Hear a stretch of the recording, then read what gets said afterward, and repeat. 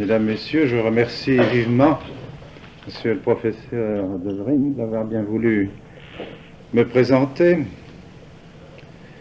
C'est déjà la deuxième fois que je viens dans cette salle. Je crois qu'il y a 3 ans, j'ai fait une conférence exactement à la même place. Et je me suis très heureux de pouvoir revenir à Québec, faire le point, en quelque sorte, de la situation et en même temps insister de manière plus particulière sur les raisons profondes de la fondation, je crois pouvoir dire providentielle, de la fraternité, telle que le professeur vient de vous la présenter. Car ce ne sont pas des raisons superficielles, ce sont des raisons très profondes. Et pour se rendre compte de la nécessité de la réaction qui a été à l'origine de tous ces groupements, et en particulier de la fraternité sacerdotale Saint-Pédis, il faut faire un peu d'histoire. Il faut revenir un peu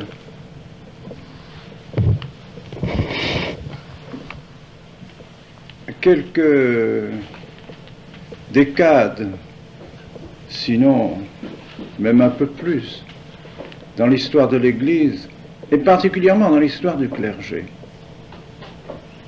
Car je crois, vous pouvez vous-même avoir un jugement à ce sujet, je pense que généralement les crises qui ont eu lieu dans l'Église, les schismes, les hérésies, les troubles profonds dans l'Église sont venus du clergé, sont venus de prêtres, de religieux.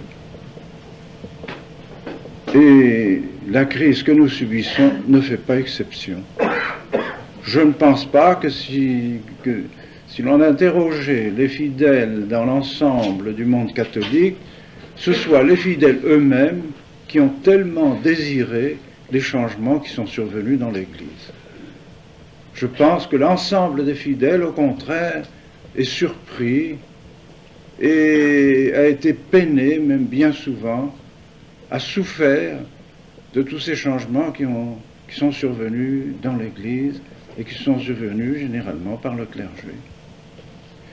Alors, c'est tout de même une chose extraordinaire, car cette crise a manifesté dans le clergé, chez beaucoup de prêtres et même d'évêques, et même jusqu'au niveau de Rome, des dispositions qui sont vraiment incompréhensibles, inconcevables. Il faut tout de même chercher une explication à cette crise du clergé. Comment se fait-il qu'en l'espace de si peu de temps, l'espace de 60 à 70, l'Église ait perdu des dizaines de milliers de prêtres qui sont passés au monde, qui ont abandonné leur sacerdoce et ont cru bien faire en abandonnant pratiquement l'Église. Comment se fait-il que peut-être 50 000 ou 60 000 religieuses aient abandonné leur vie religieuse pour entrer dans le monde? Jamais on n'aurait pu penser à des choses pareilles si on nous avait interrogés en 58, 59, un peu avant le concile. On aurait dit, dans 7 ou 8 ans, vous allez voir la crise la plus épouvantable que vous n'avez jamais vue dans l'Église. On aurait dit, mais c'est pas possible. Eh bien, c'est un fait certain.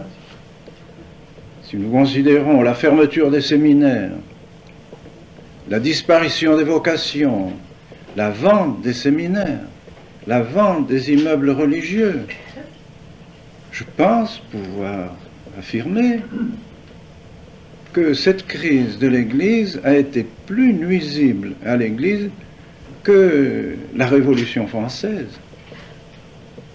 Et pourtant, la Révolution française a été sanglante, violente. Les prêtres chassés partout, les religieux, les religieuses. Puis ça a été, après, en conséquence de cette Révolution française, le Kulturkampf en Allemagne, des persécutions avec les révolutions à l'intérieur de l'Amérique du Sud. Et donc des situations vraiment très pénibles pour l'Église. Mais je ne pense pas qu'il y ait eu autant de dégâts et de désastres à ce moment-là qu'il y en a maintenant. On a vu ces fanatiques révolutionnaires se jeter sur les cathédrales, briser les têtes des statues, saccager l'intérieur des églises. Eh bien, cette fois-ci, ce ne sont plus les ennemis du dehors de l'église qui ont fait ça, ce sont les prêtres eux-mêmes. Et vous citez des exemples du Mexique, par exemple. Nous avons deux énormes agglomérations, deux agglomérations importantes, enfin, de villages à l'intérieur du Mexique, Ochilan et Oaxaca, qui nous ont appelés et qui ont demandé que nous venions les aider dans leur détresse parce que depuis plusieurs années, ils n'avaient plus de prêtres. Pourquoi n'avaient-ils plus de prêtres? Parce que les prêtres qui étaient chargés de leur paroisse, le village d'Ochilan doit avoir 50 000 habitants. Là, c'est vraiment une petite cité, mais c'est très étendu, c'est très réparti dans la campagne. Et Oaxaca a 5 paroisses avec 48 000 âmes. Eh bien, ces gens ont mis tout simplement leurs prêtres à la porte. Pourquoi? Parce qu'un beau jour, le prêtre a dit c'est fini de ces statues, de ces crucifix sanguinolents, il faut enlever tout ça, on va débarrasser l'église de ces superstitions et on va brûler ça à la porte de l'église. Les gens ont répondu à leurs prêtres dans ces deux villages, c'est pas les statues qui s'en vont, c'est vous. C'est vous qui partez. Et ils ont mis leurs prêtres à la porte. Alors l'évêque leur a dit, bien, vous avez mis vos prêtres à la porte, vous n'aurez plus de prêtres. Et ils sont restés pendant des années sans prêtres.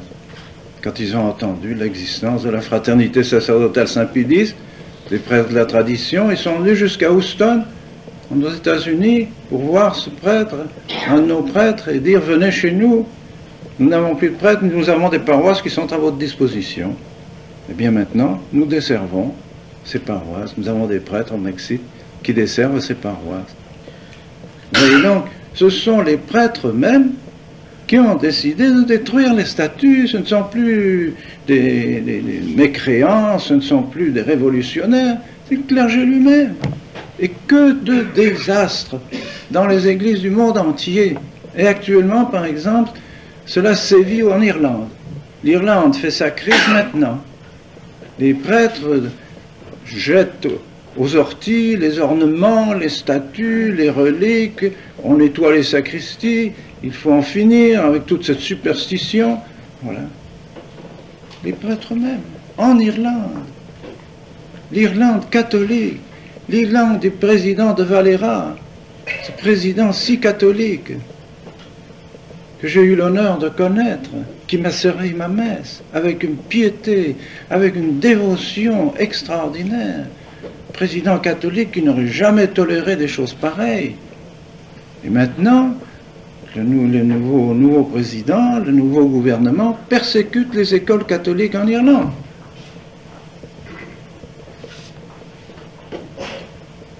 Nous assistons vraiment à des choses que nous n'aurions jamais pensées. Comment cela a-t-il pu venir? C'est cela que je voudrais essayer de vous exprimer et expliquer.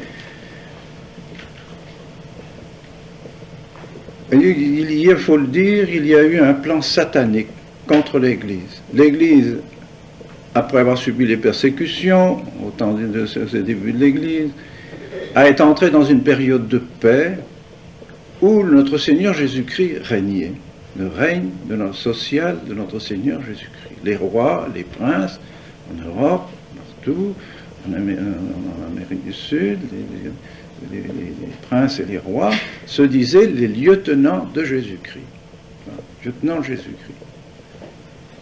Ils pouvaient faire des scandales, ils ne se conduisaient pas tous bien, évidemment, mais la loi était là dans le pays, c'était la loi chrétienne. Notre Seigneur régnait vraiment par sa loi dans les pays. Et quiconque contrevenait à la loi de Dieu, à la loi de notre Seigneur, était susceptible d'être poursuivi. Et cela a duré pendant des siècles. C'était ce qu'on appelait la période de la chrétienté. Les pays étaient vraiment chrétiens, étaient très unis à Rome.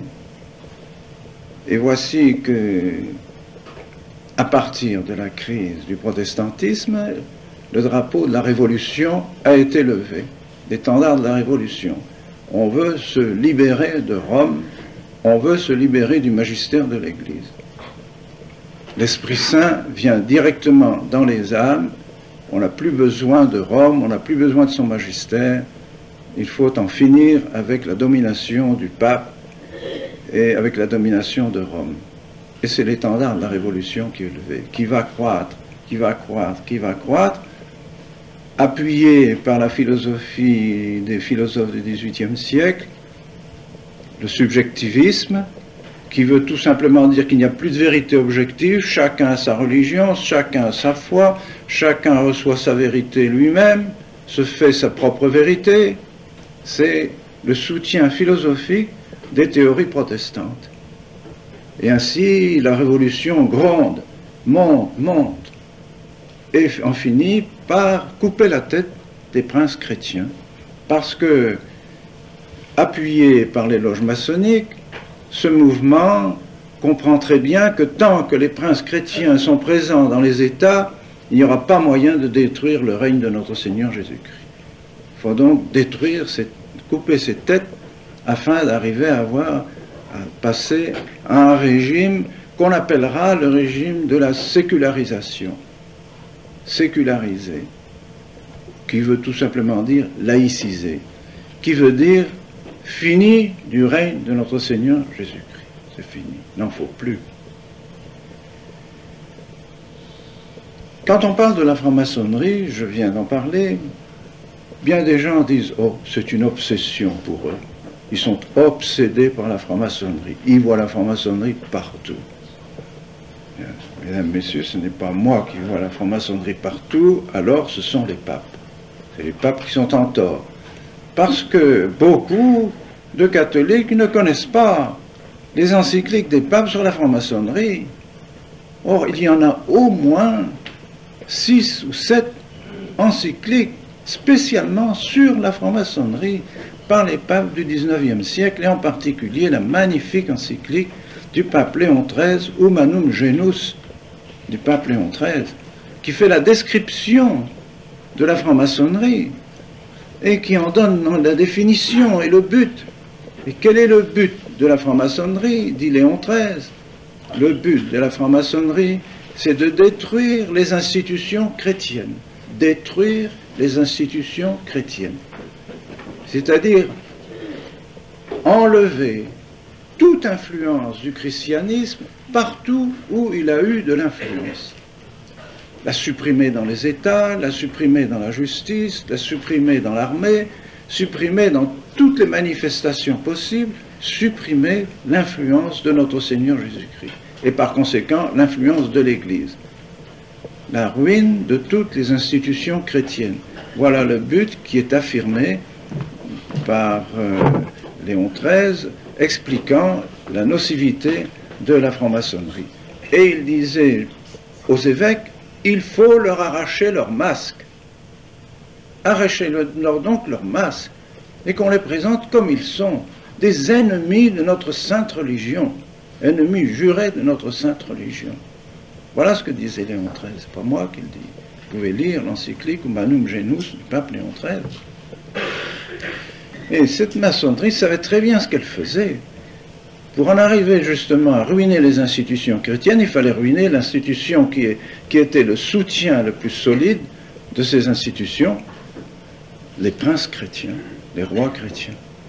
On s'est donc attaqué à ruiner et à désorganiser cette société et à lui donner d'autres principes. On a remplacé le décalogue qui était à la base de toutes les constitutions chrétiennes, on l'a remplacé par les droits de l'homme.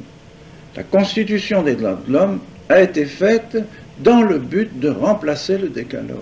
Ce ne sont plus les droits de Dieu qui sont défendus, ce sont les droits de l'homme. Et quels sont ces droits de l'homme? Les droits de l'homme qui ne font confirmer la révolution protestante et la révolution des philosophes du XVIIIe siècle. Liberté. Liberté pour l'homme d'avoir sa religion, liberté pour l'homme d'avoir sa pensée, liberté pour l'homme de dire ce qu'il pense, liberté pour l'homme de faire ce qu'il veut, pourvu que ça ne trouble pas l'ordre public. C'est tout. Et nous en sommes là maintenant. Depuis ce temps-là, on peut dire que tous les régimes, partout, ont subi cette influence de la Constitution des droits de l'homme et de la Révolution française. Partout, on a supprimé le décalogue et c'est désormais, soi-disant, les droits de l'homme, c'est-à-dire chacun fait ce qu'il veut. Sauf, évidemment, à ne pas troubler l'ordre public. Et quel ordre public? Comment entend-on l'ordre public? C'est encore une chose bien difficile à définir. Ainsi, la société s'est laïcisée.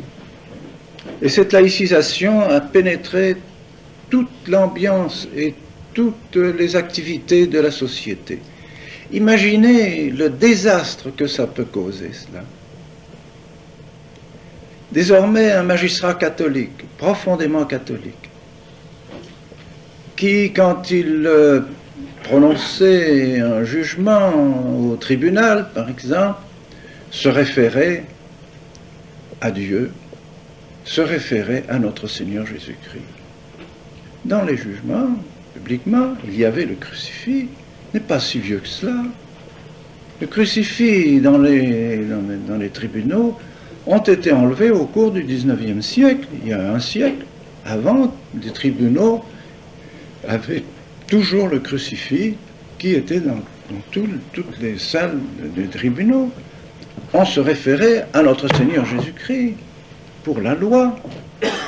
Donc les jugements, en quelque sorte, des juges étaient appuyés par l'autorité même de Dieu, de notre Seigneur Jésus-Christ. Désormais, c'est fini, plus de crucifix dans les tribunaux. Le magistrat catholique se trouve maintenant à affronter, à juger d'après la loi que le gouvernement démocratique aura mis dans ses constitutions et qui sont souvent contraires à la loi du bon Dieu. Que d'exemples de mauvaises lois qui sont contraires à la loi du bon Dieu. Par exemple, toutes les lois qui concernent le mariage sont en général toutes contraires à la loi de Dieu. Contraception, divorce, avortement, et que sais-je, souvent même la succession, maintenant les propriétés, on attaque la propriété privée des familles, on ruine les familles, afin de ruiner l'institution chrétienne de la famille. On en arrive à la liberté pratiquement presque totale, liberté totale. Plus d'institution matrimoniale, plus de mariage. Désormais, je ne sais pas qui me disait dernièrement, peut-être que je ne sais pas si c'est bientôt ici au Canada où cette loi va être mise en application, ou aux États-Unis, car je reviens aussi des États-Unis. Il suffira que deux époux se séparent pendant 1 mois ou 2 pour que le divorce soit prononcé. Il n'y aura plus de divorce passé, il n'y aura plus de tribunal, il n'y aura plus de justice, plus besoin de justice. Les deux époux disent, annoncent à l'état civil, bien nous sommes séparés depuis 2 mois, nous n'avons pas l'intention de reprendre la vie commune. Le tribunal civil note, ces époux sont divorcés, c'est terminé. Invraisemblable. Plus d'union, plus rien. On attaquera toute cette institution du mariage catholique qui était la base même de l'Église, les familles chrétiennes, familles avec de nombreux enfants. Et tout est fait pour empêcher les gens d'avoir des enfants. Ici encore, on admire, je dirais que les familles ont des maisons privées. Vous avez cet avantage, immense avantage, comme dans les pays en général anglo-saxons. Il y a souvent des maisons privées, ce qui ne veut pas dire qu'ils aient de nombreuses familles, mais c'est la possibilité d'avoir des enfants. Tandis que maintenant, dans ces immeubles énormes qui entourent les capitales de l'Europe, partout, énormes, comment voulez-vous que les familles aient de nombreux enfants? Ils ont un espace tellement restreint, tellement petit, et puis ces enfants sont confrontés avec d'autres enfants qui sont souvent des petits voyous. Ils ne peuvent plus rester chez eux, on les laisse courir avec d'autres enfants, ils apprennent de mauvaises habitudes, mauvaise éducation, puis les enfants, les parents divorcent, les enfants sont laissés à eux-mêmes, la drogue se met là-dedans, dans les gros immeubles, les enfants se vendent, volent la drogue ou volent, que sais-je, pour pouvoir se droguer. C'est épouvantable, une société affreuse qui est en train de se décomposer. Des suicides qui montent, qui montent, qui montent. Suicides de jeunes, pas des suicides de vieux, suicides de jeunes. Tout cela est vraiment lamentable. Ils sont arrivés à leur but, à déchristianiser profondément toutes les institutions. Alors ce milieu, imaginez que ce milieu qui s'est créé partout, maintenant, il n'y a plus un État en Europe qui ne soit pas socialiste. Or les socialistes sont athées, et des athées militants, peut-être pas autant que les communistes, mais ce sont des athées militants. Il n'y a qu'à voir les luttes contre les écoles.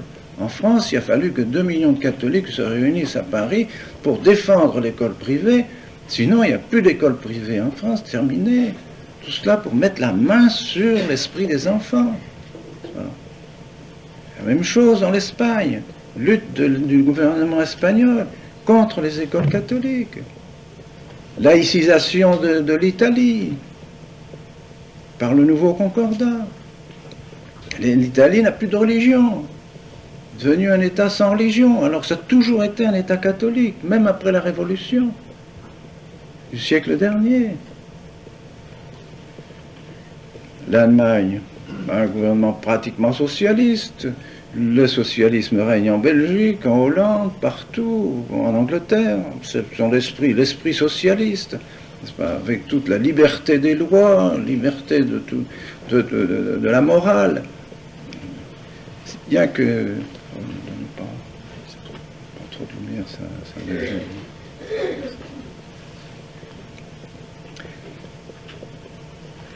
dans cette ambiance, comment voulez-vous qu'une société qui en arrive à ce point n'ait pas des conséquences sur le clergé? C'est pas possible. Je dirais que tous, nous sommes des enfants de ce temps socialiste, révolutionnaire, de ces idées révolutionnaires. Nous avons baigné là-dedans, dans ces sociétés déchristianisées. Nous avons été habitués dès notre jeunesse à voir que, je dirais, les hommes publics n'ont pas de religion. Pas de religion. Les offices publics n'ont pas de religion. Il n'y a pas de fête de la nation, des fêtes catholiques de la nation. Bien au contraire, on est en train de faire disparaître les fêtes catholiques, qui étaient encore quelquefois des fêtes nationales. Disparaître tout ça. Alors les religions n'apparaissent plus. Elles disparaissent complètement de la vie publique. Et comment voulez-vous qu'elles ne disparaissent pas de la vie privée? La vie publique a une influence énorme. Avec les médias maintenant, avec cette télévision, les journaux. Quels sont les journaux encore vraiment catholiques? En Europe, il n'y en a plus un seul. Je ne sais pas s'il y en a encore un au Canada, mais en tout cas, il n'y en a plus un seul journal vraiment catholique en Europe. Fini. En tout cas, il n'y en a pas un seul en France, sauf le petit journal Présent qui a commencé à vivre depuis 2-3 ans et qui sort péniblement n'est-ce pas, des difficultés financières, mais qui est un petit journal catholique, grâce à Dieu, qui s'est élevé. Mais une petite feuille, elle durera-t-elle? Espérons-le. En Italie, le journal catholique, soi-disant l'Avvenire, c'est un journal tout à fait de gauche, favorable au communisme. La Croix, n'en parlons pas. Journal qui est d'ailleurs, tous ces journaux sont dans la main des gouvernements. Comme ils n'en sortent pas financièrement, ils demandent au gouvernement de les soutenir. Le gouvernement les soutient, leur donne de l'argent, en leur disant, attention, vous devez être favorable aux idées du gouvernement. N'attaquez pas les idées du gouvernement. Idées socialistes, idées athées, idées immorales, n'attaquez pas. Et voilà la société dans laquelle nous vivons. Alors nous avons respiré cette air laïcisant. Oh, vous, ici au Canada, il n'y a pas longtemps que cette air empoisonné a empoisonné votre pays. Je suis venu pour la première fois au Canada en 1955, il y a 30 ans. Eh bien, il y a 30 ans, c'était merveilleux. Je suis reparti du Canada émerveillé. Je me disais, voilà encore une société chrétienne. Voilà encore une société où le catholicisme est vraiment... On respire le catholicisme partout. Les écoles, les églises, la radio. J'étais à côté du cardinal Léger qui récitait le chapelet le soir pour toutes les... Il me disait, actuellement, pendant que je récite le chapelet à la radio, tous les chrétiens de Montréal et des environs récitent le chapelet avec moi. Mais on croyait, rêvait quand on revenait d'Europe, ces pays laïcisés, de se trouver dans un pays qui avait encore cette foi chrétienne. Je suis allé à ce moment-là visiter des familles. J'ai visité 80 congrégations religieuses au Canada pour essayer d'amener des religieux, des religieuses en Afrique. J'étais délégué apostolique en Afrique, donc un peu nonce, si vous voulez, en Afrique, pour tous les pays francophones. Alors il est normal que je venais dans un pays francophone, comme le Québec, pour essayer de demander à ces religieux et ces religieuses. Je suis allé à Ottawa, par exemple, je suis allé à Montréal, dans les congrégations de religieuses. Dans une seule maison, un grand hôpital, 300 religieuses. 300 religieuses. Je n'avais jamais vu ça de ma vie. C'était pas mal. 300 religieuses pour un hôpital. J'ai parlé devant ces 300 religieuses. Invraisemblable. Et ainsi de suite. Je suis allé chez les Frères du Sacré-Cœur. Magnifique maison des Frères du Sacré-Cœur, que je connaissais déjà par Madagascar. J'avais voyagé à Madagascar, j'avais vu ces Frères Sacré-Cœur. Je me dis, voilà une belle congrégation. Si les Frères Sacré-Cœur canadiens pouvaient venir à Dakar, m'aider pour leurs écoles, ce serait merveilleux. Et j'ai réussi à les avoir. Ils y sont encore. C'est peut-être la seule province qui leur donne encore quelques novices, le Sénégal, où je les ai amenés il y a de cela maintenant 25 ans. Merveilleux. Dites ce qu'il en est maintenant. Dites-moi, c'est vous qui devez me raconter ça. Dites-moi, où sont encore toutes ces écoles, des Frères du Sacré-Cœur, des Frères Saint-Gabriel, des Frères des écoles chrétiennes? Où elles en sont? Et si elles vivent encore, ces écoles, sont-elles encore catholiques? Et les couvents? Où sont les vocations? Combien de couvents ont été vendus? Combien de couvents fermés? Dites-moi si la pratique chrétienne au Canada est encore aussi florissante qu'il y a 30 ans. Dites-moi si les séminaires sont encore aussi remplis. Dites-moi si les prêtres sont encore aussi fervents, aussi catholiques, je dirais qu'ils étaient de ce temps-là. Où sont-ils les prêtres? D'ailleurs, on ne les voit plus. J'ai traversé Montréal, j'ai traversé Sherbrooke, je traverse Québec. Où sont les prêtres? Où sont les prêtres? Plus une soutane, plus rien. En civil. Où sont les prêtres? Où sont les religieux? Où sont les religieuses? On n'en voit plus. Société laïcisée par la franc-maçonnerie pendant un siècle, pendant 2 siècles. Cette société, ils ont réussi à laïciser toutes les sociétés. Ils sont attaqués au Canada aussi, et particulièrement au Canada, parce qu'il était catholique. Et alors, tout doucement, la société, votre société s'est laïcisée aussi. Et quand on pense, alors, c'est là que je vais en arriver, que c'est le cardinal Léger lui-même, ce cardinal que j'ai vu, chez lequel j'ai logé, et qui récitait le chapelet le soir, pour tout son peuple, avec son peuple. C'est lui qui a interdit le port de la soutane à ses prêtres. Interdit le port de la soutane à ses prêtres. Quand j'ai appris ça, j'ai dit, c'est pas possible. Ce cardinal, avec lequel j'ai prié à la radio, qui était un homme qui paraissait vraiment si religieux, si dévot, mais c'est pas possible. Mais oui, on m'a confirmé, j'ai vu dans les journaux, décret du cardinal Neiger, désormais la soutane est interdite, le port de la soutane est interdit pour nos prêtres, ils porteront désormais le clergyman. Le clergyman, il a été bien lancé aux orties aussi, ils sont tout simplement devenus en civil. Et c'est la même chose, ça a été la même chose en France, c'était la même chose en Italie. Ce sont les évêques qui ont demandé aux clercs, à leurs prêtres, de ne plus porter la soutane. Et de se mettre soi-disant en clergyman, encore, si c'était utile, ils se sont tous mis en civil. Le clergyman a duré 3 mois, 4 mois, puis c'était fini. La laïcisation a pénétré. Et comment cela est arrivé? Je pense que c'est le pape Pie X, Saint Pape Pie X, notre dernier saint pape, qui voyait très clair. Et dans sa première encyclique, il a dit, ce ne sont plus maintenant, désormais, l'Église n'a plus à craindre les ennemis du dehors, elle a à craindre davantage les ennemis du dedans de l'Église. Désormais, les ennemis sont à l'intérieur de l'Église. Et il disait où à l'intérieur? Dans les séminaires, dit le pape Saint Pie X, dans les séminaires, par le modernisme, par les idées libérales, par les mauvaises, les fausses idées qui viennent, justement, idées de laïcisme de l'État.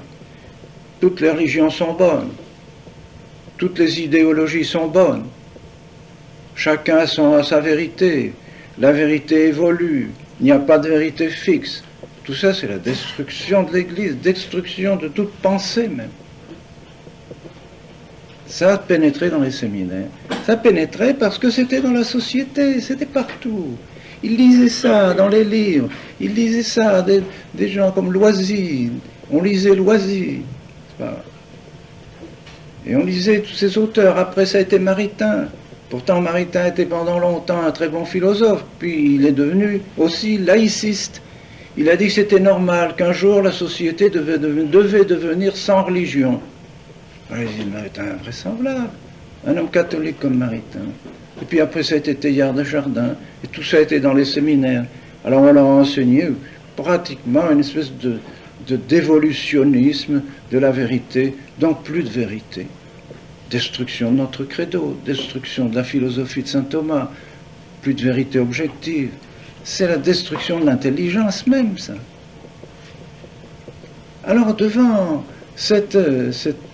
aussi cet isolement, fatalement, l'influence de l'État étant telle que petit à petit, les gens perdaient la foi.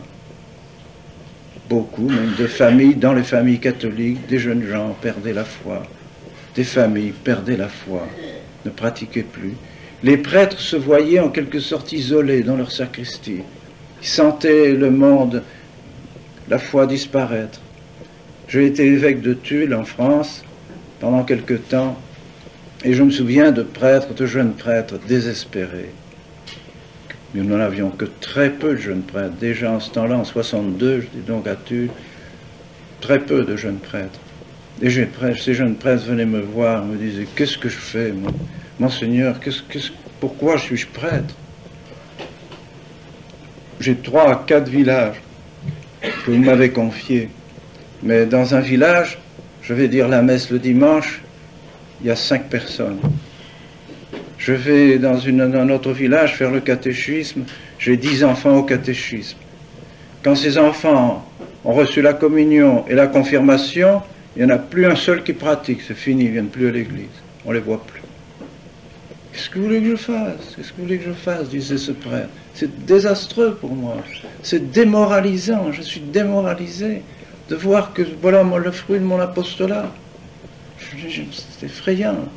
Tout ça venant évidemment de la laïcisation de l'État. On venait chercher les enfants en car dans les tout petits villages de mon diocèse de Tulle pour les emmener à la ville faire leurs études, n'est-ce pas? Ces enfants en contact avec des professeurs sans religion, des professeurs souvent communistes, comment voulez-vous qu'ils perdent pas la foi? Ah, tout ça, c'était une société qui a complètement transformé, complètement transformé. Alors les prêtres se sont trouvés là-dedans, isolés avec des problèmes terribles, évidemment, je comprends bien. Et moi, je souffrais avec ces prêtres. Mais voilà où était le drame.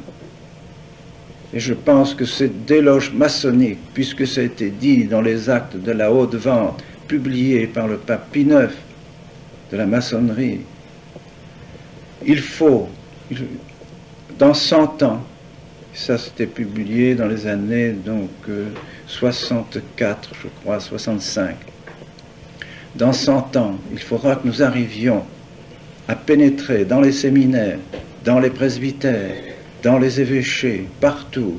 Nous répandrons nos idées, et ces idées feront leur chemin. Et un jour, nous aurons à Rome un pape qui ne sera pas franc-maçon comme nous, mais aura les mêmes idées que nous. Et par conséquent, les fidèles qui croiront suivre le drapeau de notre Seigneur Jésus-Christ suivront le drapeau de la franc-maçonnerie sans le savoir.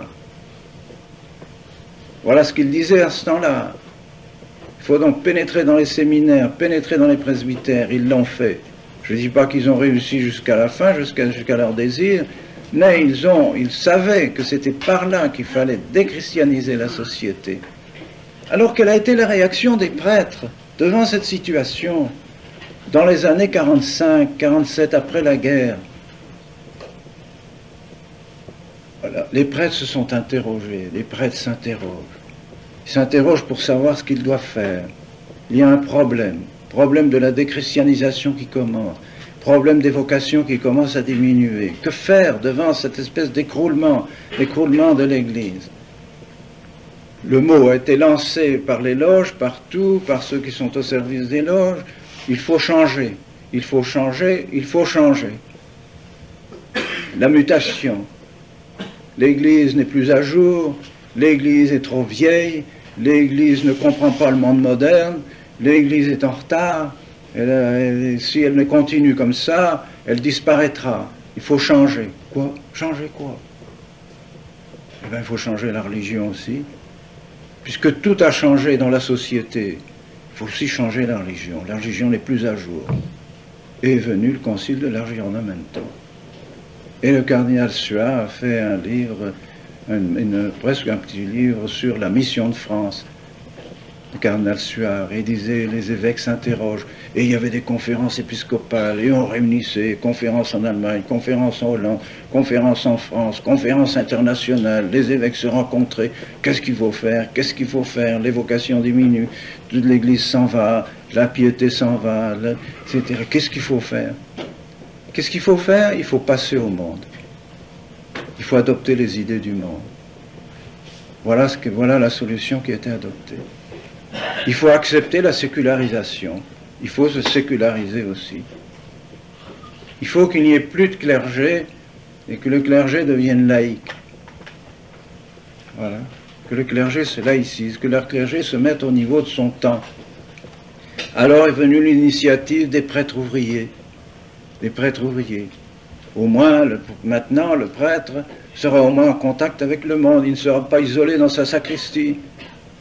Il sera en contact avec les soucis du peuple. Il faut être avec le peuple, il faut être avec lui, il faut travailler avec lui pour voir ses soucis.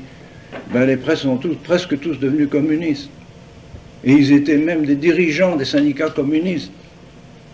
Parce que ils étaient plus cultivés que les autres, que les ouvriers leur ont dit, si vous voulez vraiment travailler avec nous, eh bien montrez-le. Montrez-le. Vous êtes plus intelligents que nous, vous avez fait des études, vous êtes intelligents, ne venez pas ici comme des traîtres, n'est-ce pas? Comme des gens qui viennent nous surveiller. Alors prenez des responsabilités, si vous voulez les montrer, soyez responsables du syndicat. Ils sont devenus responsables du syndicat, ils sont devenus communistes. Ils sont presque tous mariés. Le jour où le pape Jean XXIII, épouvanté par la situation des prêtres ouvriers, a fait dire que c'était fini, que cette expérience, il fallait arrêter ça, arrêter ça, arrêter ça, ça va encore être la ruine du sacerdoce, la ruine des prêtres, c'est encore pire. Déjà, c'est la ruine de la chrétienté, puis les prêtres qui se perdent aussi, hein. C'est la fin de tout. Alors, il a arrêté ça. Il n'y en a presque pas qui sont revenus. Ils ont refusé, ils sont mariés, ils ont disparu. Fausse route. On a fait fausse route. C'est invraisemblable que des évêques, donc qui avaient le devoir de continuer l'Église, ont voulu passer au monde, ont voulu adopter les idées du monde. Mais ces idées du monde, c'était des idées antichrétiennes, contre notre Seigneur Jésus-Christ. Or, il faut le dire, franchement, le concile a été le concile de l'adoption de la Révolution. Ça a été le concile de l'adoption de la Révolution de 89, des idées de 89, adoptées désormais et adaptées à l'Église. D'où les changements. Il fallait changer. Eh bien, on a changé même les idées. On a adopté la liberté religieuse. Qu'est-ce que c'est que le décret de la liberté religieuse? Sinon, l'adoption d'un des articles des constitutions des droits de l'homme qui dit « chacun a sa religion, toutes les religions sont bonnes, nous devons tous ensemble chercher la vérité, nous devons tous ensemble collaborer, toutes les religions, pour le bienfait de l'humanité, pour le progrès de l'humanité, pour le progrès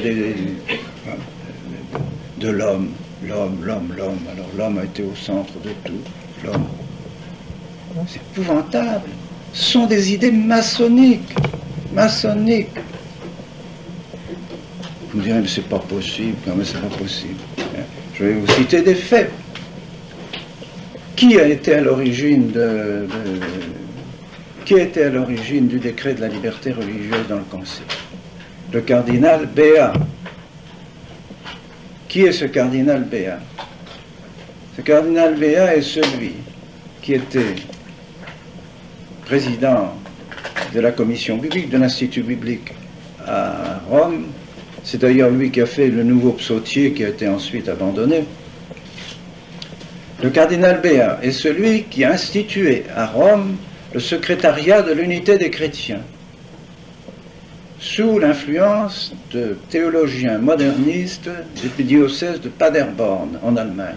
Comme il était allemand, des théologiens du diocèse de Paderborn, et ça a été inscrit dans l'Observatore Romano l'année dernière, le journal officiel de Rome. Donc je ne vous raconte pas de l'histoire, vous pouvez trouver dans l'Observatore Romano de février ou mars de l'année dernière toute l'explication du secrétariat des unités des chrétiens. Très intéressant. Il révélait des choses qu'il n'aurait pas révélées avant. Et comme le temps a passé, alors il pensait pouvoir révéler ces choses-là. Très intéressant. Des théologiens de Paderborn demandent au cardinal Béat de fonder le secrétariat de l'unité des chrétiens pour pouvoir faire passer l'idée de la liberté religieuse.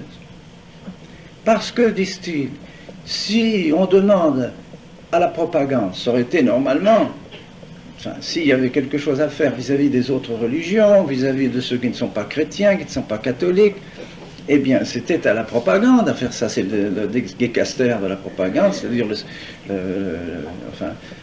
le secteur des missions. La propagande, la congrégation de la propagande à Rome, des propagandes d'infidèles, est instituée pour porter la foi à tous ceux qui ne l'ont pas. Moi-même, j'ai dépendu de la congrégation de la propagande tout le temps que j'ai été missionnaire, tout le temps que j'ai été évêque missionnaire, parce que nous étions dans des pays de mission, et donc on dépendait de ce ministère, si vous voulez, le ministère de la propagation de la foi.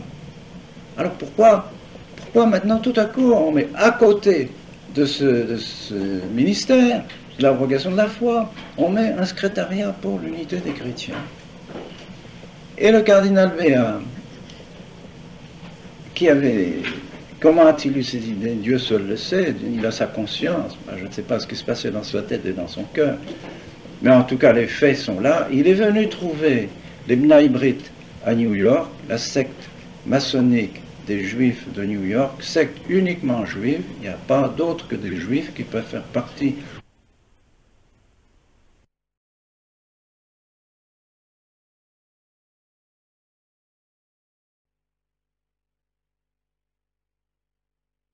Cardinal Béat, qui avait... Comment a-t-il eu ces idées? Dieu seul le sait, il a sa conscience. Je ne sais pas ce qui se passait dans sa tête et dans son cœur.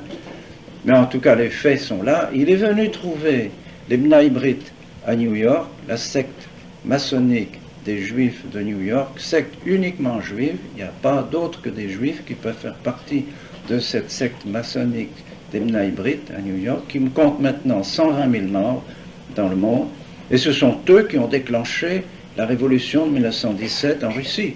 Ce sont eux qui ont donné l'argent pour assassiner le tsar et assassiner ce pays qui était pas catholique, mais qui était chrétien, et très chrétien, profondément chrétien. Ils se sont dit, il faut en finir avec cet État qui risque un jour d'être très puissant, parce qu'il y a des richesses incommensurables dans ce pays de la Russie soviétique, et qui finira peut-être par dominer le monde, avec son christianisme aussi. Il faut donc tuer à la base cet État. Et ils ont fomenté la révolution de 1917, et ce sont les Mnabrites de New York qui ont financé, c'est M. Léon de Ponsin qui cite ça, il donne des lettres, il donne des documents qui montrent que ce sont eux qui ont financé la révolution communiste. Eh bien, le cardinal Béat est venu officiellement, c'était dans les journaux New York, il est venu officiellement rencontrer cette secte communiste pour dire maintenant, vous savez, l'esprit de Rome n'est plus du tout hostile à la franc-maçonnerie, n'est plus hostile aux juifs, n'est plus hostile aux communistes, on veut être amis avec tout le monde. Rome a décidé désormais de nouer des relations avec tous les gouvernements, avec toutes les idéologies, n'est plus, désormais l'Église voudrait être vraiment, enfin en finir avec cette espèce de lutte continuelle, de combat continuel contre les erreurs. Non, c'est fini. Alors, je viens, envoyé par le Saint-Siège, pour vous demander ce que vous désirez de l'Église catholique à l'occasion du Concile. Qu'est-ce qu'ont dit ces messieurs de Mnaïmri? La liberté religieuse. Voilà ce que nous vous demandons. Si la liberté religieuse est acceptée par le Concile, alors il n'y a plus de problème entre nous. Nous pouvons nous serrer la main. Nous sommes amis, nous ne ferons plus rien contre vous. C'est fini. Vous pouvez être tranquille. Eh bien, le cardinal Béat est reparti en disant, vous aurez la liberté religieuse. Liberté religieuse qui, pratiquement, est l'essence des droits de l'homme. C'est vraiment l'essence des droits de l'homme. Liberté de religion. Demandez-vous un peu. Réfléchissez 2 minutes. Qu'est-ce que ça signifie, liberté de religion? Devant notre Seigneur Jésus-Christ, devant la croix de notre Seigneur Jésus-Christ. 2 minutes. Réfléchissons 2 minutes devant la croix de notre Seigneur Jésus-Christ. Dire à notre Seigneur, bon, je veux bien être de votre religion, mais enfin, je peux bien choisir une autre si ça me plaît, pas obligé d'être de votre religion. On peut dire ça à notre Seigneur Jésus-Christ. Ou il est Dieu, ou il n'est pas Dieu. Ou vous croyez qu'il est Dieu, ou vous croyez qu'il n'est pas Dieu. Mais s'il est Dieu, vous vous adressez à Dieu lui-même, notre Seigneur Jésus-Christ, Dieu, cloué sur la croix pour nous racheter, et lui dire, après tout, votre religion, c'est une religion, mais c'est peut-être pas la vraie, c'est peut-être pas sûr, pas tellement certain. Alors moi, je préfère être musulman, moi, je préfère être protestant, moi, je préfère être bouddhiste, ou bien je préfère ne rien croire du tout. Vous pouvez dire ça à notre Seigneur Jésus-Christ. C'est impossible qu'un catholique puisse dire une chose pareille, que l'homme peut choisir la religion de sa conscience et répandre la religion de sa conscience partout, et faire des institutions, écoles, journaux, universités, tout ce qu'ils veulent pour développer les idées de sa religion. Qui va juger tous les hommes à la fin du monde? C'est bien notre Seigneur. Il n'y a qu'un Dieu. Nous le disons dans le Gloria in excelsis Deo, tous solus Dominus, tous solus Altissimus, vous êtes le seul très haut, vous êtes le seul Dieu. Demandons-le à la Sainte Vierge. Que dit la Sainte Vierge de notre Seigneur? Est-ce qu'elle est pour n'importe quelle religion? Croyez ça? Elle qui a été présente à la croix de notre Seigneur, qui se sait mère de Dieu, elle a horreur des autres religions. Elle pleure pour que ces gens-là se convertissent et viennent à la religion de son divin Fils. Nous devrions avoir les sentiments de la très Sainte Vierge Marie vis-à-vis de notre Seigneur, vis-à-vis de la seule religion. Ça a été la seule religion de l'Europe catholique pendant 13-14 siècles. Et ces francs-maçons, ces ennemis de l'Église, de notre Seigneur, ont réussi à ruiner le règne de notre Seigneur. Et alors, voyez bien le moyen de ruiner le règne de notre Seigneur, la liberté religieuse. Ne dites plus que la religion catholique est la seule vraie. Taisez-vous là-dessus. Acceptez que toutes les religions soient valables. C'est la fin de la religion catholique. C'est admettre toutes les erreurs, admettre tout ce qui est contre notre Seigneur. C'est admettre tout ce qui est contre les commandements de Dieu. C'est la fin de l'Église. On ne peut pas admettre ce décret de la liberté religieuse. Et ils ont fini par l'avoir, ce décret de la liberté religieuse. Il a été inscrit dans le concile. C'est épouvantable. D'où ces idées, donc, les idées maçonniques qui ont été lancées, qui ont détruit les sociétés, ont été admises pratiquement à l'occasion du concile. Les idées libérales, qui ont été condamnées par les papes pendant un siècle et demi.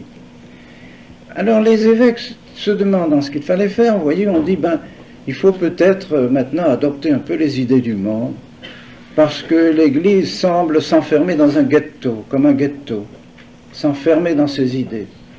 Et alors, on n'a plus de contact avec le monde. Et c'est pourquoi les cardinaux, et des cardinaux comme le cardinal Frings, par exemple, a fait une grande conférence avant le concile à Gênes, en disant, désormais, il faut que l'Église prenne une nouvelle orientation. Nouvelle orientation. On ne peut plus continuer comme nous avons fait avant. Plus continuer enfin. La condamnation devient 20 siècles de christianisme. Et le pape Jean XXIII, au début du concile, a fait un discours la même chose, dans le même sens. Il faut absolument maintenant, enfin, ouvrir enfin nos bras à toutes les autres croyances. Il faut, l'Église est trop restée dans la tradition. Il faut pas se figer dans la tradition, n'est-ce pas, etc. C'est la condamnation de tout ce qu'ont fait ses prédécesseurs. C'est affreux, ça. Que des papes puissent frapper la poitrine de leurs prédécesseurs comme ça, et par conséquent ruiner dans l'idée des chrétiens tout ce qui a été fait auparavant, avant le Concile Vatican II. D'ailleurs, vous pouvez voir, le pape Jean XXIII, le pape Jean XXIII est mort quand même après la première année du Concile, donc il n'a pas pu parler beaucoup du Concile, mais au moins le pape Paul VI et le pape Jean-Paul II se réfèrent tout le temps au Concile, ou se réfèrent à leurs propres écrits. C'est rare qu'on entende le pape Jean-Paul II se référer à Léon XIII, à Pie IX, à Saint Pie X. C'est toujours le concile a dit, le concile ceci, le concile cela. C'est une nouvelle époque. C'est une révolution dans l'Église. Révolution cultuelle dans l'Église. On nous a tout changé. On a voulu, soi-disant, disait Paul VI, jeter un pont entre l'Église et le monde. Eh bien, c'est contraire à l'esprit de l'Église. C'est contraire à l'esprit de notre Seigneur. Notre Seigneur a dit, le monde me hait et me haïra toujours. Et vous, si vous êtes fidèle à moi-même, vous serez haïs vous aussi. Et nous lisions récemment dans les épîtres de Saint Jude, si quelqu'un dit qu'il est ami du monde, il est en même temps l'ennemi de Jésus-Christ. S'il est un ami de Jésus-Christ, il devient ennemi du monde. C'est l'Évangile, c'est l'Évangile. Dans toute sa prière sacerdotale, notre Seigneur parle à ses apôtres en disant, vous êtes dans le monde, mais vous n'êtes pas du monde. Car le monde est contre moi. C'est ce monde plein d'idées fausses, plein d'erreurs, ce monde qui haït notre Seigneur Jésus-Christ, qui a pris la suite des Juifs qui ont crucifié notre Seigneur. Bien sûr, nous sommes tous coupables d'une certaine manière, parce que nous sommes tous pécheurs, mais tout de même, ce sont tout de même les Juifs qui ont crucifié notre Seigneur, et c'est maintenant c'est encore eux, ce sont eux qui se sont convertis aussi à notre Seigneur, c'est grâce aux Juifs que nous sommes chrétiens, grâce aux apôtres qui étaient tous des Juifs, donc nous les remercions, mais ceux qui ont crucifié notre Seigneur, ils ont aussi des descendants, et ces descendants maintenant ne peuvent plus s'attaquer à notre Seigneur, puisque notre Seigneur est ressuscité, alors on s'attaque à son corps mystique, à l'Église. Et l'Église actuellement est crucifiée, Marcel, crucifiée, et non seulement crucifiée par ses ennemis, mais crucifiée par ses propres enfants, crucifiée par les évêques, crucifiée par les prêtres. C'est un fait, ce que vous voulez. Par le fait même qu'on adopte cette idée que toutes les religions sont bonnes, eh bien on ruine la vérité de l'Église catholique. Et on n'est plus missionnaire. Pourquoi être missionnaire? Je me demande un peu. Pourquoi aller prêcher l'Évangile à ceux qui n'ont pas notre religion? Si la religion est bonne, pas besoin, laissons-les dans leur religion. C'est fini de l'esprit missionnaire de l'Église.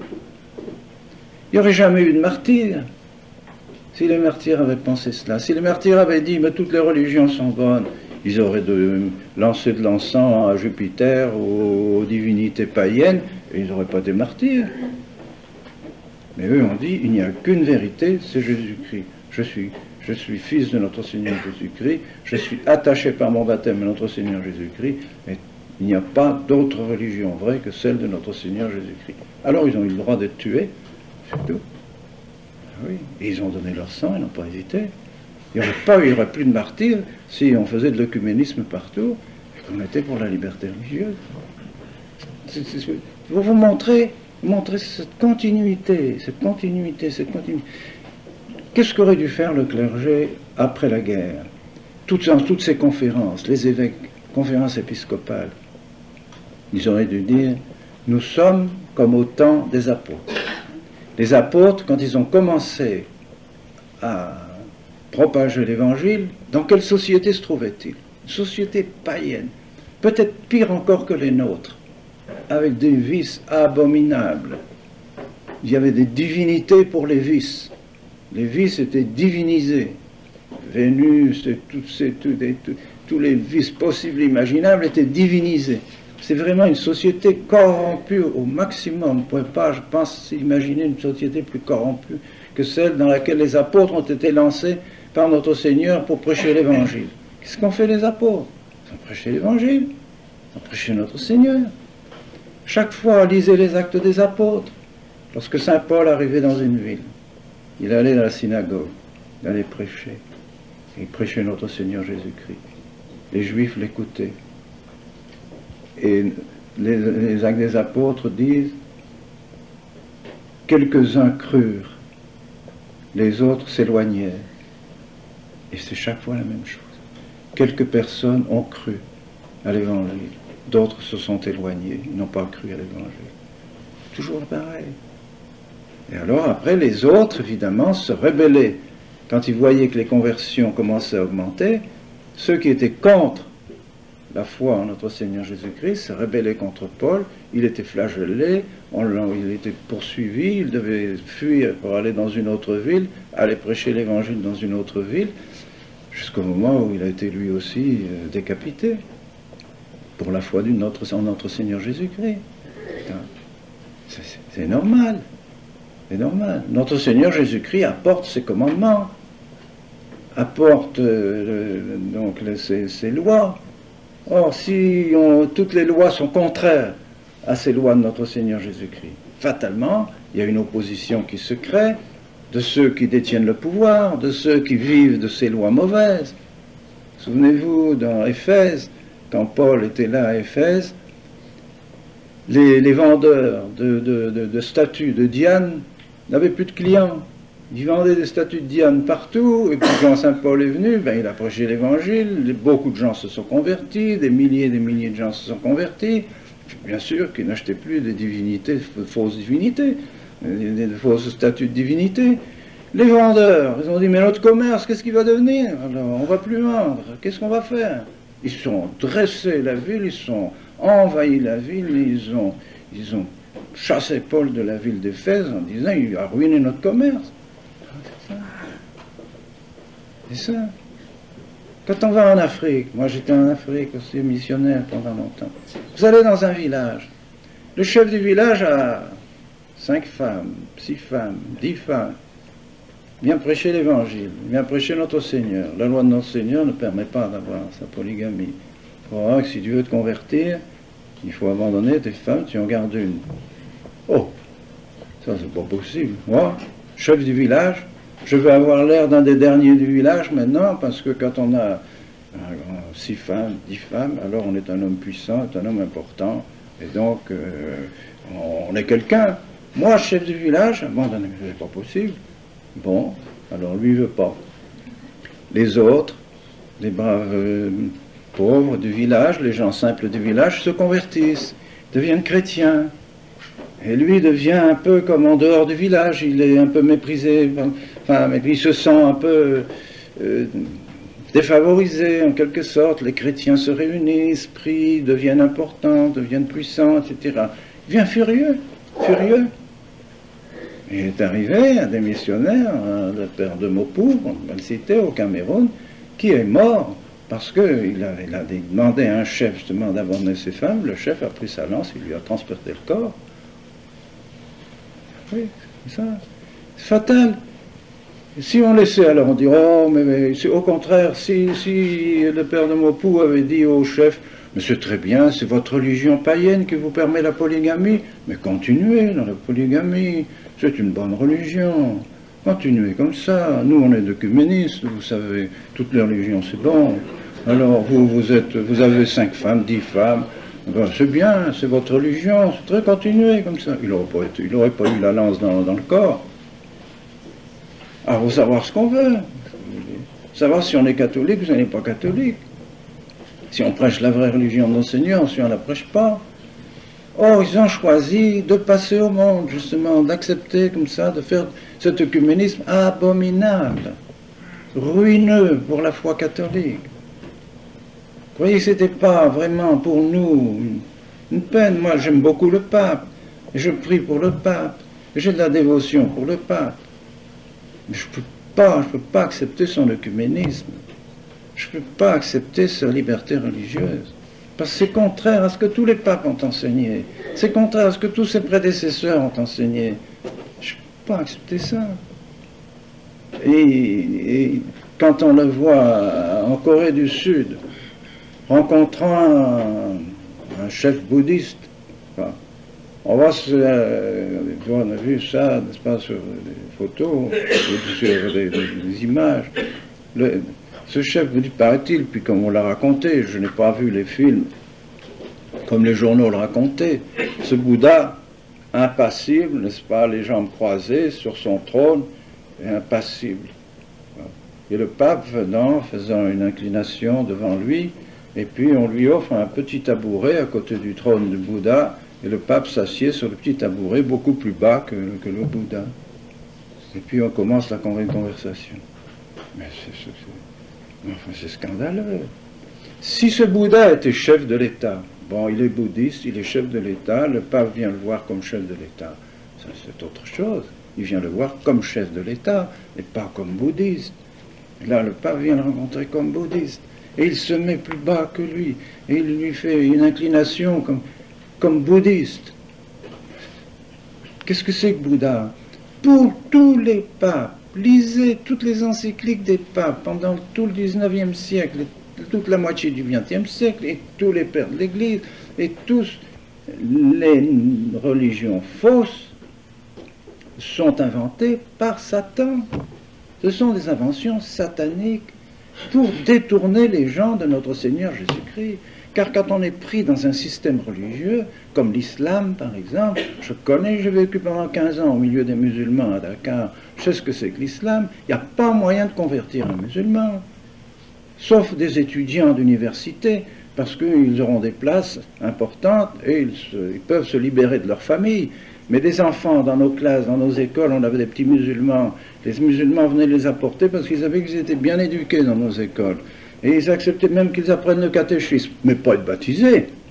Oh, si jamais on avait baptisé un enfant, mais qu'il l'aurait su, en cachette, on aurait baptisé un enfant et qu'il l'aurait su, mettez le feu à notre école. Oh, et ils auraient peut-être tué l'enfant.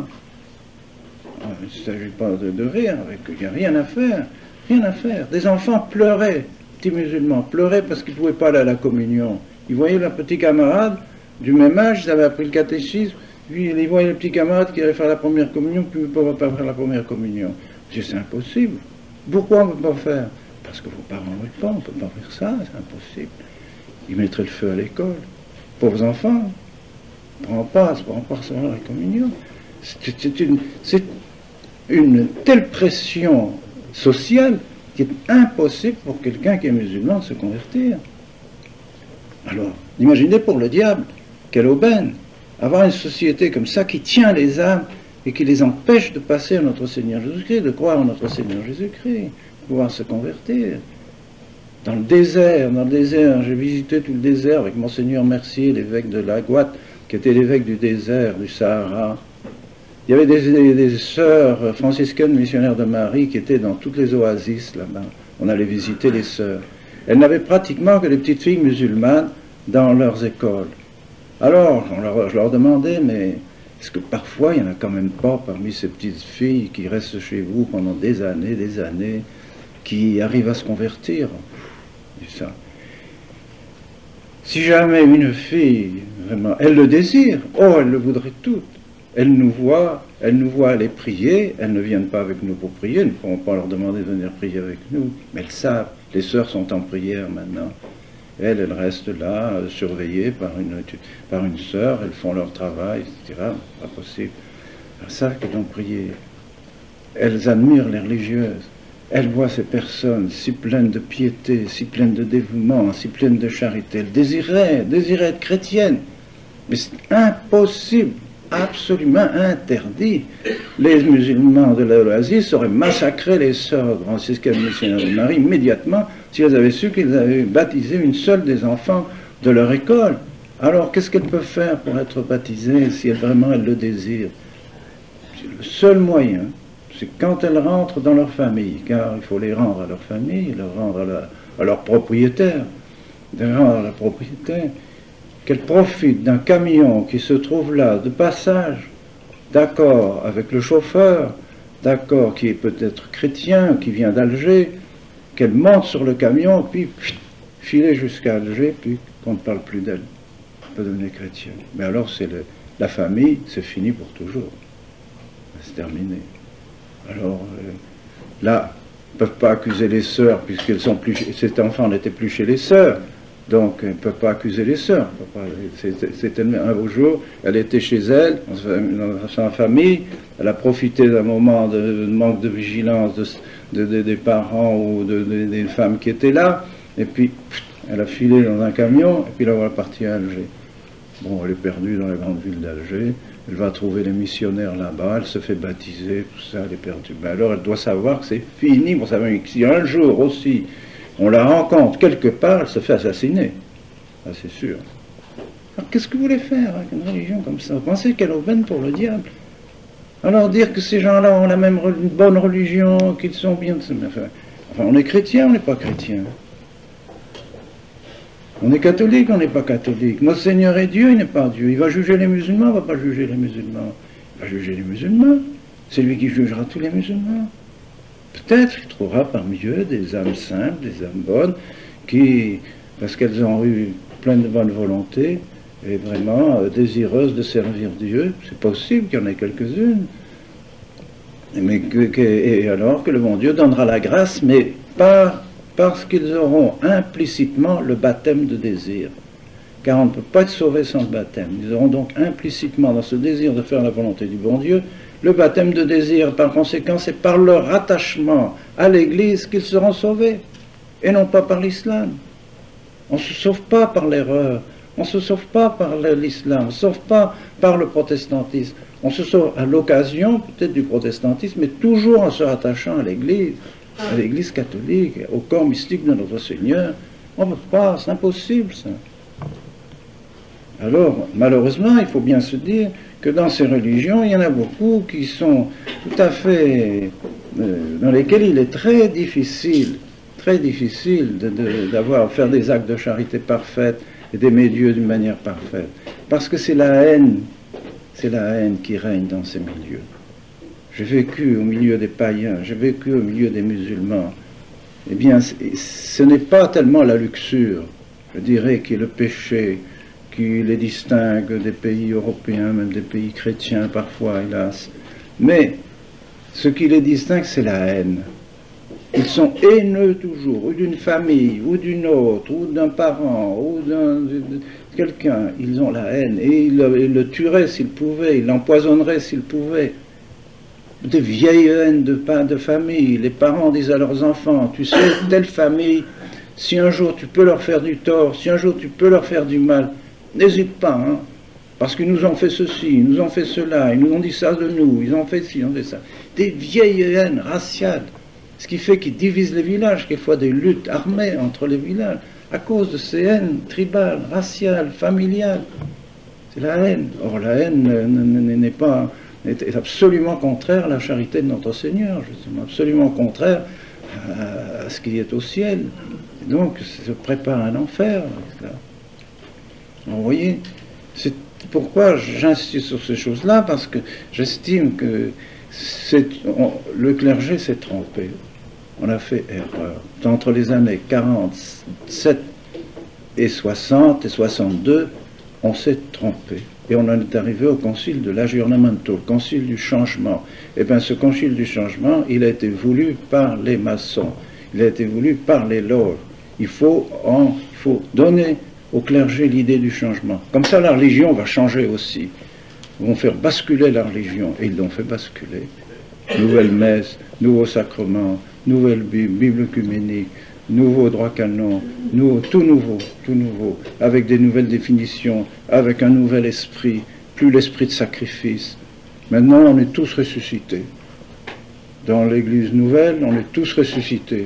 C'est la fête, on fait la fête. La messe, c'est la fête de la résurrection, tous ressuscités. Attendons, on n'est pas encore ressuscités, allons pas trop vite. Maintenant, c'est la croix.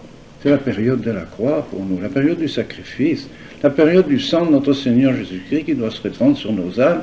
C'est ça la période dans laquelle nous sommes. C'est pourquoi il y a le sacrifice de la messe. Et que la messe n'est pas simplement un repas souvenir de la scène de notre Seigneur, et que nous sommes tous ressuscités. C'est un changement d'optique dans la religion chrétienne qui est très grave, qui change complètement notre mentalité. La mentalité n'est plus catholique, elle est protestante. Voyez les saints, voyez les images des saints, ils ont la croix toujours dans les mains. Pour eux, le sacrifice de notre Seigneur, la croix, l'amour de la croix, l'amour du sacrifice, c'est ce qui représente justement notre Sainte Messe, la Sainte Messe du sacrifice de notre Seigneur. Parce qu'ils savent qu'ils sont pécheurs. Or, on n'a plus le sens du péché. La nouvelle religion n'a plus le sens du péché, on ne se confesse plus. En Hollande, les gens ne sont plus confessés depuis 3 ou 4 ans ou 5 ans. Et ils vont communier. Il n'y a plus de confesseurs dans les églises. Vous pouvez aller dans toutes les églises, vous ne trouverez pas de confesseurs. Et les gens ne se confessent plus. Et ils vont communier. Alors, qu'est-ce que ça signifie, ça? Ils ne sont plus pécheurs. Et cette histoire aussi de ces communions, ces confections collectives, où on dit, ben, vous pouvez tous maintenant aller communier, on vous donne l'absolution collective, vous regrettez vos péchés. Si vous avez fait des péchés mortels, eh bien, vous pourrez les confesser dans l'année en cours. D'ici 1 an, vous confesserez vos péchés mortels. C'est fini la notion du péché, n'imaginez pas, enfin, quand même. Si c'est ça la pastorale, c'est fini. Et c'est fini, en réalité, beaucoup ne se confessent plus.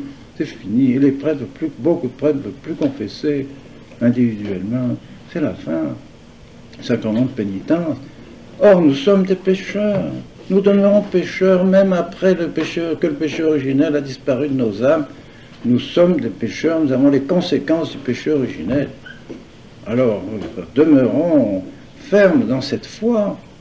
C'est pourquoi les saints étaient des gens humbles, demandant implorant la miséricorde du bon Dieu. Et pourtant, c'était des saints. Eh bien, ils se disaient pécheurs. Ils imploraient la miséricorde du bon Dieu pour sauver leurs âmes. Ils se confessaient et ils communiaient avec beaucoup de dévotion, avec beaucoup d'adoration dans notre Seigneur Jésus-Christ. Ils étaient persuadés qu'ils recevaient le sang de Jésus-Christ en eux. Voilà, l'Église, ça c'est l'Église. Mais on nous a tout changé, toute l'optique chrétienne est changée. Plus de combat. Plus de combat avec le communisme, plus de combat avec les francs-maçons, plus de combat contre les mauvaises idées, plus de combat contre les mauvaises idéologies, plus de combat contre le péché. Fini tout ça. Non, il ne faut plus combattre. La paix, la paix, la paix, la paix, la paix, la paix. La paix. Notre Seigneur lui-même a dit, je n'amène pas la paix sur la terre, j'amène le glaive. Oui, Saint Paul est plein de ce combat spirituel. Nous devons combattre. Et il nous donne les armes, et nous devons être armés comme des combattants pour gagner la victoire. Combattre contre quoi? Mais justement, contre le péché, contre toutes les erreurs, contre tout ce qui peut nous emmener en enfer. C'est ça la religion catholique. Maintenant, non, c'est fini. La main, serre la main de chacun. Voilà. Ah, qu'est-ce que ça signifie, ça? Serrer la main des communistes. Ah, je ne sais pas ce que vous en pensez. Encore une fois, j'ai de la vénération pour le Saint-Père. J'ai eu l'occasion de le rencontrer. Je prie tous les jours pour lui. Je demande au bon Dieu de l'éclairer, qu'il lui montre quand même ce qu'il doit faire ici, en cette époque, ce temps, reprendre l'esprit des apôtres. Mais tout de même, le voir dernièrement en photographie avec Cardinal Casaroli, Silvestrini et 3 représentants délégués, le deuxième chef de pouvoir soviétique, n'est-ce pas, avec une faire photographier avec eux. Quand je pense donc qu'il leur a serré la main, ces gens-là. Mais ces gens-là ont du sang de nos frères, du sang de nos frères sur leurs mains. Encore aujourd'hui, ils envoient des prêtres en camp de concentration, et quand on sait ce que c'est que ces camps de concentration, une souffrance horrible. Ils envoient des prêtres, des religieux, des religieuses qui peuvent rester encore des chrétiens, parce qu'ils pratiquent la religion, parce qu'un prêtre aura fait le catéchisme, demandé l'autorisation au chef du parti communiste chargé du culte, il est envoyé en camp de concentration en Sibérie. Et là, quelle souffrance, dans le froid, dans des mauvais traitements, n'est-ce pas? Ou alors dans des hôpitaux psychiatriques, il faut lire les récits de ces prêtres, ces religieux qui ont pu échapper à ces monstruosités, n'est-ce pas? Une chose absolument abominable. On les pique pour les dépersonnaliser, enlever toute volonté, à faire des loques humaines dans les hôpitaux psychiatriques.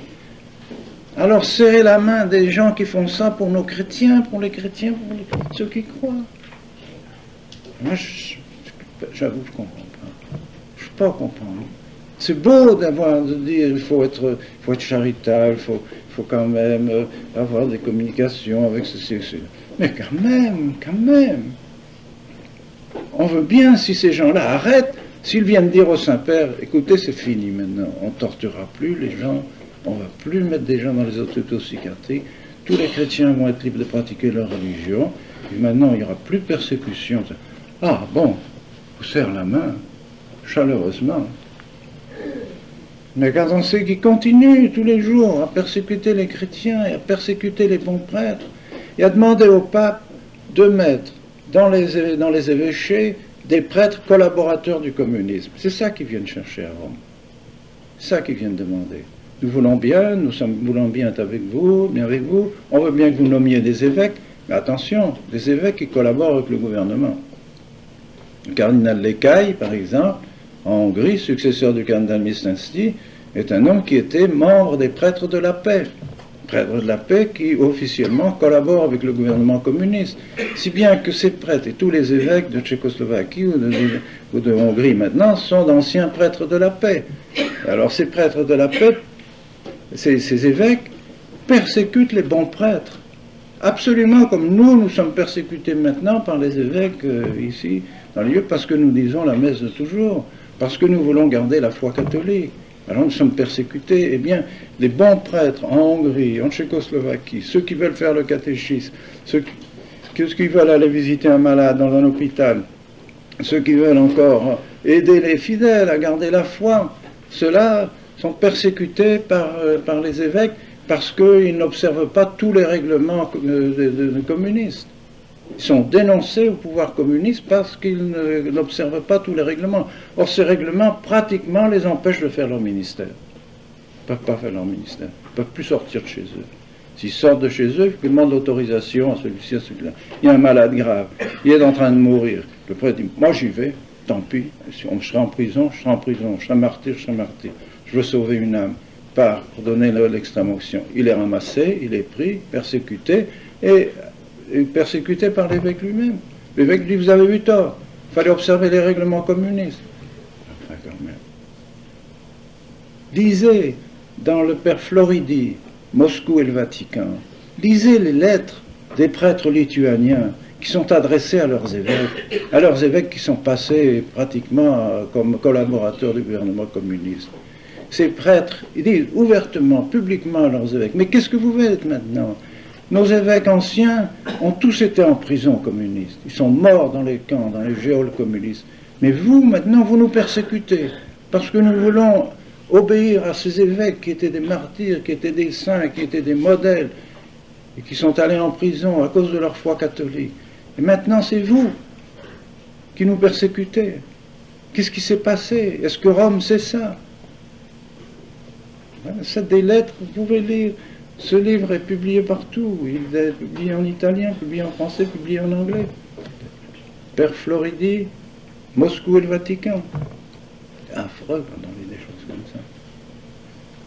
Alors, vous voyez, il y a vraiment un changement dans l'Église qui s'est passé. Non, nous devons garder la sainte tradition de l'Église, la foi de l'Église. Il ne faut pas passer ni à cette espèce d'humanitarisme, je ne sais trop lequel, de philanthropie, fausse philanthropie, n'est-ce pas, qui fait qu'on serre la main à tout le monde, à n'importe qui, au pire des assassins. Quand on pense que le pape a serré la main d'Arafat au moment où Bachir Galmayel est sauté sur une mine, n'est-ce pas, au Liban. Enfin, un homme profondément chrétien, assassiné pratiquement par ces Syriens, que Arafat salué par le... Non, non. C'est vraiment triste, mais ce sont des faits qui sont douloureux, douloureux. Nous voudrions, maintenant, nous avons besoin de... Nous espérons encore qu'avec le nouveau synode, le synode qui va être fait au mois de novembre, le cardinal canadien qui a été nommé à Rome, le cardinal Gagnon, qui est président de la commission de la famille là-bas à Rome et que je connais bien, et le cardinal Stickler, qui est l'archiviste aussi, que je connais également, ce sont deux hommes forts, deux hommes qui ont la foi catholique. Je ne serais pas surpris que ces deux hommes-là vraiment aient été nommés par la Providence. Je ne sais pas comment ils ont été nommés cardinaux cette fois-ci. Parce que c'est des hommes qui ne sont pas du tout des idées modernes, des idées actuelles, des idées qui courent dans le Vatican actuellement. Donc ils vont s'opposer certainement au monde du synode. S'ils pouvaient regrouper autour d'eux 10 cardinaux, 15 cardinaux, qui disent à tous les cardinaux, ensemble, à tous les évêques qui sont réunis là, c'est fini, l'expérience du Concile Vatican II, c'est fini, il faut arrêter ça. Sinon l'Église va disparaître complètement. Arrêtez, arrêtez, revenons à la tradition, revenons à la foi de nos ancêtres, revenons à la foi des apôtres, soyons des prédicateurs de l'Évangile, et nous aurons des séminaires qui se rempliront. Mais si nous continuons comme ça, c'est fini, c'est fini. Nous aurons des séminaires qui formeront des révolutionnaires pour aller au Nicaragua ou à Cuba, comme les jésuites là-bas, ministres de Nicaragua, enfin quand même. C'est ça que l'Église va former maintenant, les prêtres révolutionnaires. C'est ça, des idées fausses. Alors nous devons être fermes. Et je pense que vous êtes, par votre attachement à la tradition, vous êtes les vrais soutiens de l'Église catholique. Vous êtes les témoins de Dieu, témoins de notre Seigneur, témoins de l'Église catholique dans le Canada. Continuez, n'ayez pas peur, vous avez l'avenir avec vous, c'est vous qui avez raison, c'est vous qui avez raison. Élevez vos enfants chrétiennement, faites des écoles, arrangez-vous pour que vos enfants soient bien élevés, ne les mettez pas dans les mains de ceux qui vont leur enlever la foi, même si ce sont des institutions catholiques. Prenez plutôt des cours par correspondance pour vos enfants, mais éloignez-les de ces officines qui leur détruisent la foi. Alors je souhaite vivement que vous soyez de nouveau ces cellules de l'Église, ces pierres vivantes de l'Église qui reconstruiront l'Église. Et pour nous et pour moi, eh bien, vous avez entendu, ma foi, ce que le bon Dieu me permet de réaliser. Je ne sais pas moi-même comment, je comprends pas qu'en 15 ans, j'ai pu ordonner 200 prêtres, que je vais en ordonner encore 40 cette année-ci, des bons prêtres, des prêtres qui ont la foi, des prêtres qui montent à l'autel avec vraiment pour offrir le sacrifice de la messe et qui savent ce que c'est que le sacrifice de la messe, qui ont le respect de l'Eucharistie, qui adorent l'Eucharistie. Tout cela est une grande consolation pour moi qu'à la fin de mes jours, je puisse faire des bons prêtres. C'est le rôle d'un évêque, de faire des vrais prêtres, des saints prêtres et des prêtres catholiques. Alors prions tous ensemble pour que le futur synode à Rome soit vraiment un moment de réflexion saine et sainte par tous ceux qui seront réunis là-bas, et que vraiment ils retournent à la tradition de l'Église. On ne peut pas abandonner la tradition de l'Église. L'Église est une tradition. L'Église, c'est une tradition. Si on abandonne la tradition, on abandonne l'Église catholique. Alors j'espère, je suis persuadé que j'ai eu l'occasion de voir dans les groupements partout où je suis passé vraiment une espèce de renouveau. J'ai l'impression beaucoup de jeunes, beaucoup d'enfants. Alors ne disons pas que la tradition c'est bon pour les vieux, c'est bon pour les personnes âgées, mais c'est pas pour les jeunes. C'est pas vrai, c'est faux, absolument faux. Alors, le jour de la Pentecôte prochain, eh bien, comme l'année dernière, et il y aura encore davantage de jeunes cette année, de Notre-Dame à Chartres, pendant 3 jours, vont défiler peut-être 5000 jeunes, 5000 jeunes de France qui vont défiler, là, et qui sont tous des traditionalistes, et qui veulent tous de la foi catholique, et qui veulent tous des vrais sacrements, de la vraie messe. Une armée, 5000 jeunes, merveilleux ça. Allez dire que les jeunes ne veulent pas de la tradition, que c'est contraire à la jeunesse, c'est pas vrai. Eux, ils ont le sens, ils disent nous voulons des choses sérieuses. Nous voyons bien que tout se détruit autour de nous. C'est donc un espoir. Ne disons pas que tout est fini, mais on a pris un mauvais chemin. Ils ont pris le chemin de passer au monde. Il ne faut pas passer au monde, il faut rester dans l'Église, et il faut rester regarder les bons principes de l'Église qui produisent toujours les mêmes fruits. La tradition produit des fruits saints, des fruits de sainteté, des fruits de dévotion. Regardez le magnifique couvent bénédictin de Don Gérard. S'il y en a d'entre vous qui ont eu l'occasion de le visiter, c'est une merveille. Le couvent des bénédictins de Flavigny, c'est merveilleux. D'un côté, 50 jeunes moines, de l'autre côté, 70 jeunes moines. C'est des jeunes aussi, tout ça. Donc, il y a pas, ne désespérons pas. Et le Canada donnait déjà beaucoup de vocations pour nous, pour la tradition. Mais monsieur le professeur a des enfants qui sont donnés à la tradition et qui sont religieux et prêtres, et qui seront prêtres bientôt, je pense. Alors, encore un exemple. Nous devons donc remercier le bon Dieu de toutes ces grâces qu'il donne encore aujourd'hui, qu'il vous donne en étant conscient de cette crise et en sachant ce que vous devez faire au milieu de cette crise, n'est-ce pas? Alors, gardons bien la foi, demandons surtout à la Sainte Vierge. En terminant, j'aime bien tourner les regards à notre bonne Mère du ciel, n'est-ce pas? Parce que c'est elle quand même qui nous protège, c'est par elle que nous viennent toutes les grâces. Alors je pense que toutes les grâces que nous recevons viennent par la Vierge Marie. Demandons-lui de garder la foi catholique, demandons-lui de garder la foi comme elle l'a eue elle-même. Et demandons de l'imiter autant que nous le pouvons dans sa perfection, dans sa sainteté. Elle est toute pure, toute belle, par tota pulchra est Maria, non est macula in te. Il n'y a pas de tache en vous, ô Marie, vous êtes toute belle, toute pure. Essayons d'imiter un peu la Vierge Marie et de nous aussi, de nous sanctifier à son image et à sa suite. Merci, mesdames, messieurs, de votre attention.